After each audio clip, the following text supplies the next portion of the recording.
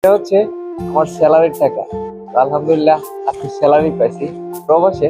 এটা একটা সুবিধা, যেটা হলো আমরা যদি দেশে কোথাও কাজ করি তাহলে আমাদেরকে সর্বোচ্চ 500 টাকা দিবে পরিশ্রমের মূল্য। কিন্তু এই প্রবাসে মাস শেষে তো যে কোনো ভাবে আপনি যদি 1000 রিয়াল ইনকাম করেন তাহলে হচ্ছে আপনি 30,000 টাকা ইনকাম করে ফেললেন।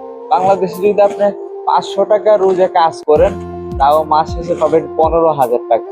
আর প্রবাসে আপনি যদি 1000 রিয়ালের কাজ করেন তাহলে আপনার মাস শেষে আসবে 30,000 টাকা। এটাই হচ্ছে একটা সুবিধা প্রবাসে। প্রবাসে হিসাব করলে একদিক দিয়ে দেশের থেকে প্রবাসে অনেক ভালো।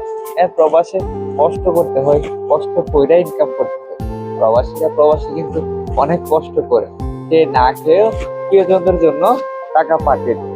যেমন স্যালারিটা পাইছি, স্যালারিটা পাওয়ার সাথে সাথে হচ্ছে প্রবাসীরা দেশে পাঠিয়ে দেয়।